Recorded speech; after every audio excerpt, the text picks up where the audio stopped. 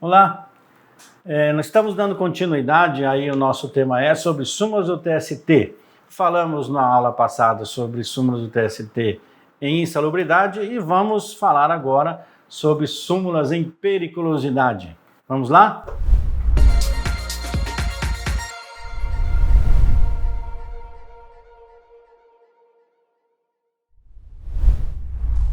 Sou José Marcelo Penteado, médico do trabalho, sócio proprietário do Instituto de Imersão, onde levamos cursos aí para todo o Brasil sobre perícias judiciais, medicina do trabalho, ergonomia, etc. E temos também o nosso curso online, que eu estimulo vocês a assistirem às aulas, né? Entrem lá, www.institutoimersão.com.br. Na aba cursos, vocês encontrarão os diversos cursos que temos lá, inclusive o online sobre perícias judiciais, onde falamos sobre legislação da prova pericial, como estabelecer nexo causal, como valorar o dano. Temos lá, são ao todo 7 ou 8 módulos, cerca de 7 a 8 horas de aulas pelo Instituto Imersão online. Sou sócio proprietário também da MedSafe Solution, a empresa que desenvolve softwares para a área de saúde ocupacional, perícias médicas, ergonomia, entre outras.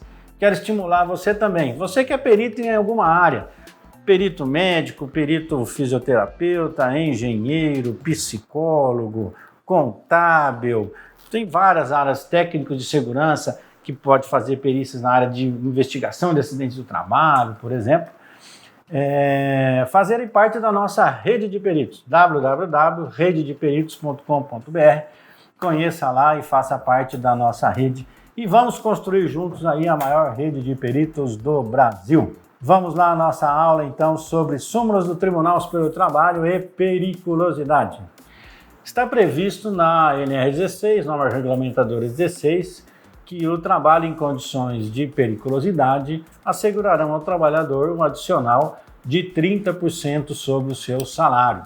Lembrando que a diferença da periculosidade para a insalubridade é que a insalubridade é sobre o salário mínimo e a periculosidade é sobre o salário do trabalhador. Segundo a ANR, e já existem algumas discussões, mas segundo a ANR, o trabalhador vai ter que escolher. Ou ele quer receber a insalubridade ou ele quer receber a periculosidade. Nunca os dois juntos. Mas existem algumas discussões, algumas jurisprudências que nós não vamos entrar aí nesses detalhes ou nessas discussões. Vão ter direito àquelas exposições, da mesma maneira que nós falamos da insalubridade, que estão previstas na norma. Quais são as condições que vão estar previstas na NR 16? Então nós vamos ter lá trabalho com explosivos, inflamáveis, radiações ionizantes ou substâncias radioativas, atividades com profissionais de segurança pessoal ou patrimonial, atividades com energia elétrica e as atividades perigosas em motocicleta. E a primeira súmula importante aí sobre o adicional de periculosidade é parecida com o que a gente já falou sobre trabalho intermitente para o adicional de insalubridade. Então nós temos a súmula 364 que nós vamos ler agora aqui para vocês. Adicional de periculosidade, exposição eventual, permanente e intermitente. Seu inciso 1. Tem direito ao adicional de periculosidade o empregado exposto permanentemente ou que de forma intermitente sujeita-se às condições de risco. Indevido apenas quando o contato dá-se de forma eventual, assim considerado fortuito, ou que, sendo habitual, dá-se por tempo extremamente reduzido. Gente, essa súmula do TST é extremamente importante. De novo, eu vou falar para vocês irem lá na nossa aula do tema sobre contato permanente, habitual, intermitente e eventual. Muito difícil uma pessoa ter um contato permanente com explosivos inflamáveis, mas existe. Por exemplo, o frentista que está lá no posto de gasolina ficando parado o dia inteiro do lado da bomba, ele tem um contato permanente com explosivos e com inflamáveis, né? Então, aí eu posso ter. Mas existem uma grande maioria das pessoas não estão expostos permanentemente àqueles inflamáveis, mas de forma intermitente, ou seja, o cara tem que, vamos dar um exemplo, ele não é frentista do posto, mas ele trabalha numa empresa onde ele é responsável pelo abastecimento dos caminhões e empilhadeiras que tem lá dentro da empresa. Obviamente não fica o dia inteiro abastecendo esses veículos, mas intermitentemente ele está lá exposto ao risco. Então não só o contato permanente, mas o intermitente também gera direito ao adicional de periculosidade. E olha que importante dessa súmula. Contato eventual não caracteriza periculosidade. Por que eu defino o que é eventual ou fortuito? Eu vou analisar esse eventual com base nas características do que é habitual. Então, eu vou falar eventual e habitual. O habitual, a habitualidade, de novo, volta lá naquele vídeo que eu já falei, resumidamente faz parte das atribuições contratuais do cara estar exposto àquele risco.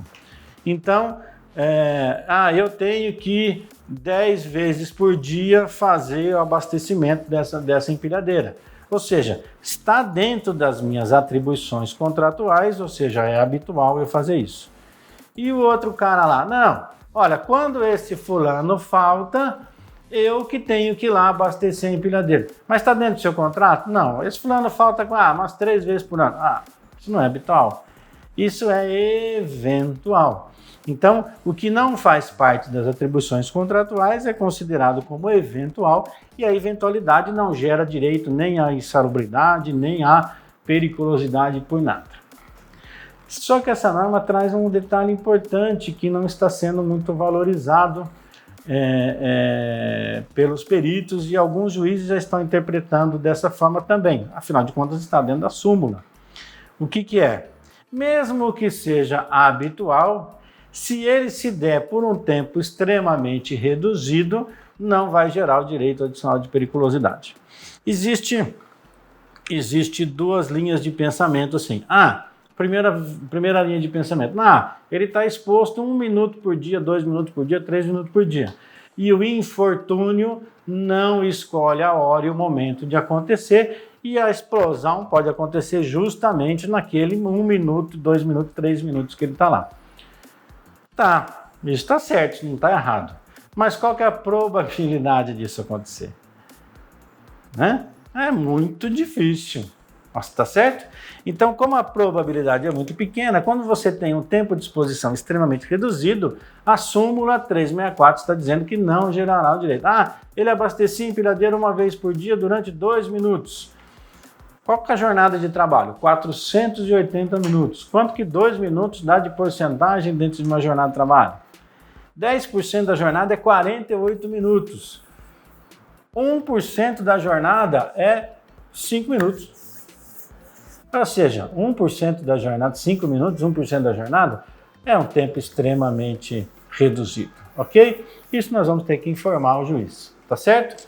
Então, essa súmula 364 ela é extremamente importante para nós analisarmos as questões relacionadas ao adicional de periculosidade. E o inciso 2 dessa mesma súmula diz que não é válida a cláusula de acordo com convenção ou coletiva fixando o adicional de periculosidade em percentual inferior ao estabelecido à lei, pois tal parcela constitui uma medida de higiene, saúde e segurança do trabalho. Ou seja, o adicional de periculosidade é 30%. Sim, tá, mas eu vou estabelecer no meu contrato coletivo que eu vou pagar só 20%. Não, isso não pode, tem que ser 30% e ponto final. A próxima súmula relacionada aí à periculosidade é a súmula 361, o adicional de periculosidade eletricitária de exposição permanente. O trabalho exercido em condições perigosas, embora de forma intermitente, que a gente falou lá da súmula 364, dá direito ao empregado de receber o adicional de periculosidade de forma integral.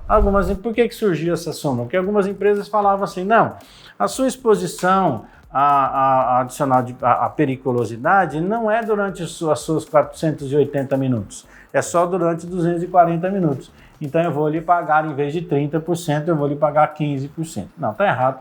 Se ele tiver exposto de forma habitual em tempo não reduzido, ele vai ter direito ao adicional de periculosidade de 30% sobre o seu salário. A próxima súmula é a súmula 453. Olha que interessante essa súmula 453. Ela diz o seguinte: o pagamento de adicional de periculosidade efetuado por mera liberalidade da empresa. A empresa resolveu pagar, vou pagar lá o adicional de periculosidade.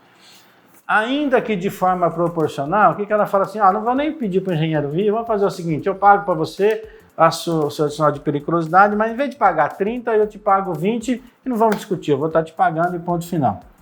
Ainda que de forma proporcional ao tempo de exposição ao risco ou percentual inferior, dispensa a realização de prova técnica. Então, se o patrão resolveu pagar o adicional de periculosidade em 20% ou 10%, não precisa nem ter perícia. Isso é uma súmula 453. Não precisa da perícia. A exposição se torna incontroversa e o patrão na justiça vai ter que pagar aquilo que ele estava devendo. Ele pagou sobre 10, vai ter que pagar sobre 20 aí dos últimos 5 anos, que é o período imprescrito. Outras duas súmulas interessantes com relação ao adicional de periculosidade é a súmula 191 e a súmula 132. A súmula 191 tem 3 incisos. Um que ela vai falar que o adicional de periculosidade incide apenas sobre o salário básico e não sobre este acrescido de outros adicionais. Então, eu vou calcular sobre o salário básico. O adicional de periculosidade de empregado eletricitário contratado sobre a lei de 1985 deve ser calculado sobre a totalidade de parcelas de natureza salarial e deve ser sobre o salário básico. E o inciso 3, a alteração da base de cálculo do salário de periculosidade de 2012 atinge somente o contrato firmado a partir daquela vigência. Isso não tem muita coisa a ver com a gente que é da área de saúde e de segurança. A súmula 132, que vai falar que o adicional no seu inciso 1, o adicional de periculosidade pago em caráter permanente integra o cálculo da indenização das horas extras. Olha só que interessante. Então, essa súmula 132 ela é muito legal, que vai falar com o pagamento. Então, eu estou recebendo periculosidade pelos meus 480 minutos. Tá, eu trabalho na empresa 580 minutos, então ele vai integrar as horas extras também, o meu adicional de periculosidade. No entanto, se eu estou de sobreaviso, que vai ser o inciso 2, durante as horas de sobreaviso, o empregado não se encontra em condições de risco, razão pela qual é incabível a integração da periculosidade. Então, a periculosidade eu vou receber nas minhas horas extras, mas não vou receber no meu sobreaviso. E, por fim, terminando aí com as duas últimas súmulas sobre periculosidade interessantes, nós temos a súmula 39 e a súmula 447. A súmula 39, que ela fala sobre que os empregados que operam bomba de gasolina têm o direito à súmula de periculosidade, isso a gente sabe. E a súmula 447 vai falar também sobre o abastecimento de aeronave.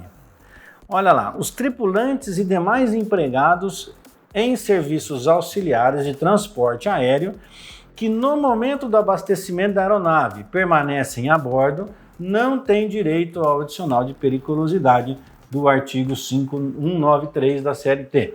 Porque isso é muito comentado assim, está abastecendo a aeronave, a aeronave está parada em solo, abastecendo a aeronave, e os tripulantes estão lá, então eles teriam direito ao adicional de periculosidade. A súmula 447 fala que não tem direito.